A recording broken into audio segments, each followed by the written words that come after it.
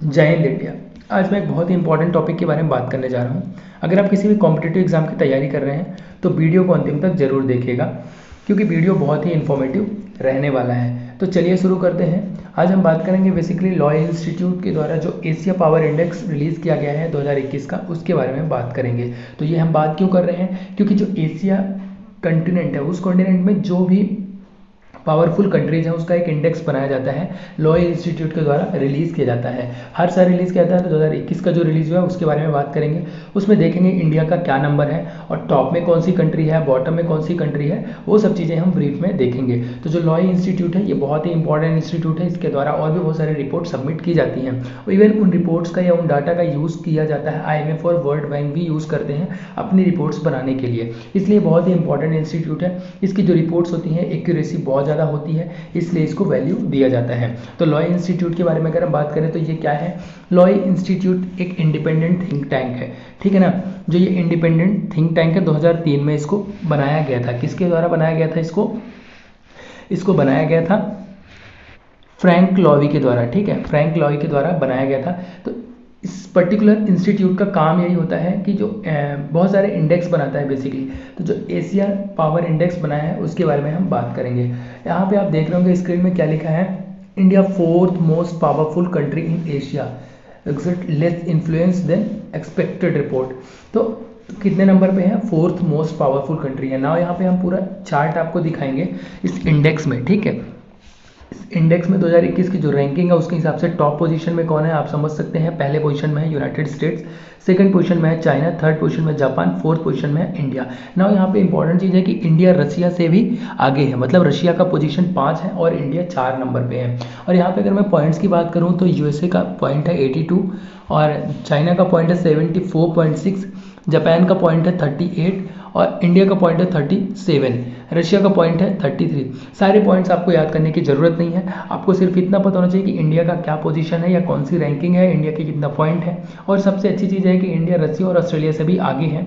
Total कितना है? Total 26 countries का ये डाटा दिया गया है। जो रैंकिंग बनाई गई है एशिया में 26 कंट्रीज़ का बनाया गया है। तो टॉप पोजीशन में यूनाइटेड स्टेट्स है, सेकेंड में चाइना है, थर्ड में जापान है, फोर्थ में इंडिया है, फिफ्थ में रशिया है, सिक्स में ऑस्ट्रेलिया है। ऐसे ही करके आप देख लीजिए एक बार, आपको पता चल जाएगा। बेसिकली आपको इंडिया का तो पता ही होना चाहिए, बाकी एक बार आप रीड करेंगे तो सारा आइडिया लग जाएगा। ना इंपॉर्टेंट चीज़ ये है कि ये किस बेसिस पे ये डिसाइड किया जाता है कि ये जो इंडेक्स बनाया जाता है वो किस बेसिस पे बनाया जाता है, कि हमें पता कैसे चलेगा कि ये कौन सी कंट्री एशिया में ज़्यादा पावरफुल है। पावरफुल इन द सेंस कि अगर मान लीजिए कोई भी एशिया में कन्फ्लिक्ट या वॉर होता है तो कौन सी कंट्री ज़्यादा एबल होगी टेकल करने के लिए, कौन सी कंट्री ज़्यादा अच्छे से मैनेज कर पाएगी सिचुएशन को, उससे रिलेटेड ही बात की जाती है।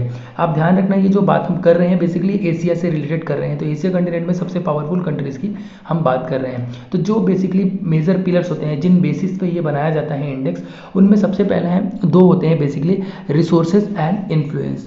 तो रिसोर्सेज के अंदर कौन कौन सा आता है?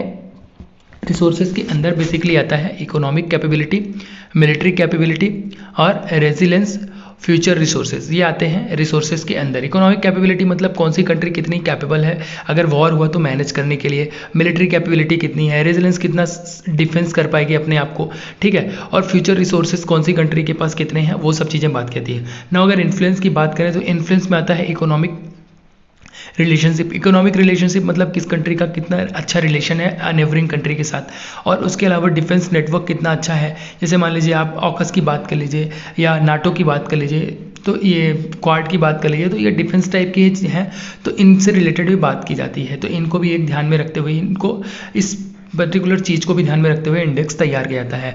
डिप्लोमेटिक इन्फ्लुएंस कितना है, कल्चरल इन्फ्लुएंस कितना है, तो ये सब चीज़ों को ध्यान में रखते हैं। बेसिकली ये मेजर पिलर्स हैं जिनको ध्यान में रख के ये इंडेक्स तैयार किया जाता है। तो इन सारे इंडेक्स को एनालाइज किया जाता है, उन एनालिसिस के बाद रिपोर्ट तैयार की जाती है। तो उस रिपोर्ट के अकॉर्डिंग मैंने आपको बताया है कि उस पूरे डाटा को या उन पिलर्स को एनालाइज करने के बाद पाया गया है पहले नंबर पे यूएसए को, दूसरे नंबर पे चाइना को, तीसरे पे जापान को, फोर्थ में इंडिया को, फिफ्थ में रशिया को, सिक्स में ऑस्ट्रेलिया को, साउथ कोरिया को। तो ये बहुत सारी कंट्रीज़ हैं। लास्ट में कौन सी आपको पता होना चाहिए, पपुआ न्यू गिनी और जापान, नेपाल। तो इनको बताया गया है। जो पहले की रिपोर्ट थी उसमें पपुआ न्यू गिनी को नहीं ऐड किया गया था, अभी ऐड किया गया है। तो ये जो रैंकिंग है बेसिकली उसमें इंपॉर्टेंट चीज़ ये है कि इंडिया का क्या रैंक है और जो ये पिलर्स हैं उनके बारे में आपको थोड़ा आइडिया होना चाहिए। नाउ वीडियो यहाँ पे समाप्त होता है। उम्मीद करता हूँ आपको सारी चीज़ें समझ में आ गई होंगी। फिर भी अगर आपको कोई डाउट है इस पर्टिकुलर चीज़ से रिलेटेड जो इंडेक्स रिलीज़ किया गया है, आप कमेंट बॉक्स में इससे रिलेटेड क्वेश्चन कर सकते हैं, इसका आंसर आपको दे दिया जाएगा। Thanks for watching the video. जय हिंद इंडिया।